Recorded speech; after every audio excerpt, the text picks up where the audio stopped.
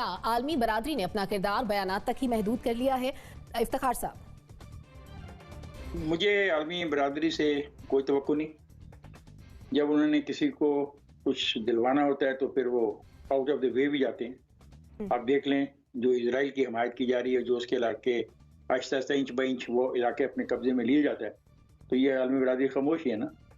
जब आलमी बरादरी ने इंडोनेशिया के अंदर से एक नया मुल्क बनाना था तो बना लिया, और ये आलमी बरादरी जब मेरा मुल्क टूट रहा था 1971 में, देखें अक़वाम मुत्तहिदा बनने के बाद ये पाकिस्तान पहला मुल्क था जो दो टुकड़े दो लख किया गया, और इसलिए मेडिटेशन बनी थी कि वो ऐसा नहीं होने देगी। हमारे बाद दो वाक़यात और ऐसे हुए, लेकिन वो हमारे बाद हुए, तो मुझे कोई तवक्को नहीं है। ये देखें, अगर इस किस्म की वो मीटिंग्स ना करें तो उनकी जस्टिफिकेशन तो फिर कोई नहीं रह जाती, सदारे की जस्टिफिकेशन नहीं रह जाती महज कार्रवाई करने से। ये NGO है, एक जो अमीर तरीन ममालिक हैं उनकी एक NGO है, उनकी क्लब है, वहाँ पे बैठ के ऐसी बातें होती रहती हैं। अमली तौर पे तो मैं नहीं समझता कि हिंदुस्तान को कुछ कह सकते हैं या ऐसा कुछ दबाव डाल सकते हैं या ऐसी कोई मूव हो सकती है।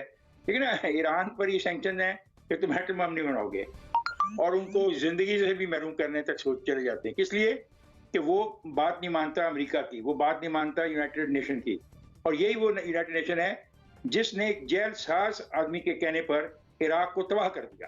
यानी उसने इनको एक प्रेजेंटेशन दी स्क्रीन के ऊपर कि ये पड़े हैं मिसाइल, ये उनका एटमी हथियार हैं, ये कर रहे हैं, और पूरा मुल्क तबाह कर दिया। सो आई डोंट हैव एनी, मुझे नहीं कोई तवक्को इन लोगों से कि ये कुछ ऐसी संजीदा बात करें। ये क्लब है, बैठ के क्लब में तो जब हम बैठते हैं जिमखाना वगैरह में, चाय वाय पीते हैं, गपशप भी मारते हैं ना, तो अगर हमारे गपशप को एक बयान की शक्ल दे दी जाए तो हम बड़ी काम की बातें भी करते हैं उन चाय पे। सही है। नासिर चुगताई साहब, क्या इजहार तशवीश से मामलात हल हो सकते हैं?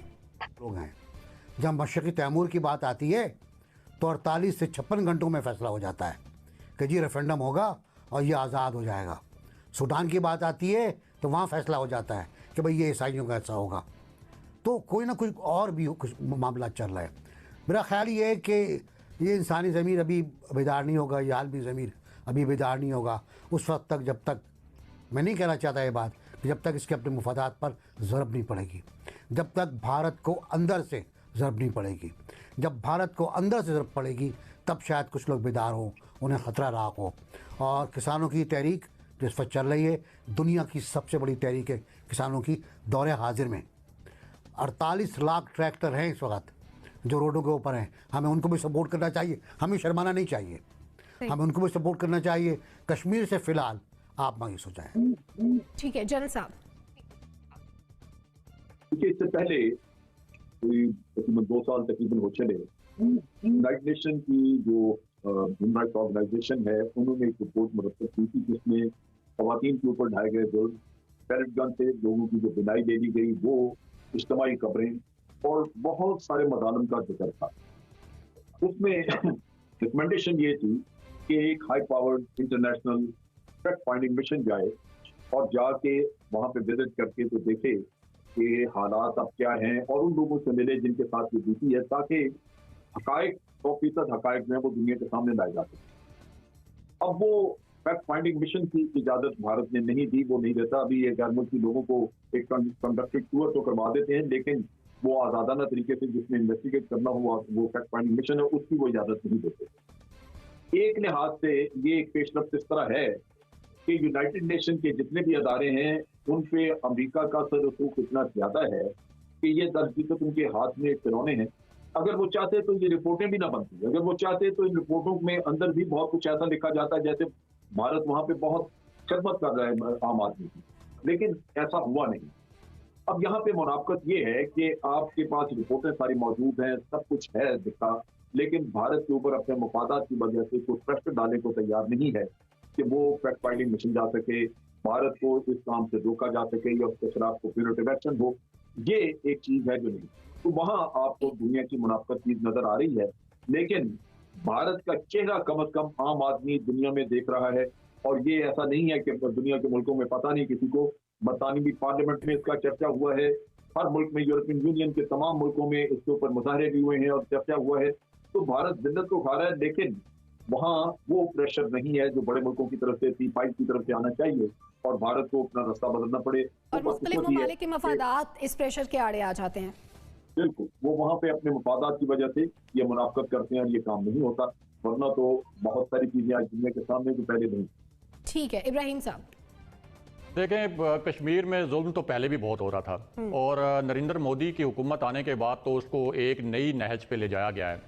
और इसमें पॉजिटिव बात एक ये है कि जो इंसानी हकूक़ की तंजीमें हैं उन्होंने बहुत एग्रेसिवली वहाँ जो इंसानी हकूक़ की खिलाफवर्जियाँ की जा रही हैं उनको हाईलाइट किया है। इसी तरह इंटरनेशनल मीडिया ने भी ख़ास तौर पर ये जो उन्होंने यकतरफा इकदाम किया था लास्ट ईयर अगस्त में, उसको भी बहुत खुलकर उसकी मजम्मत की।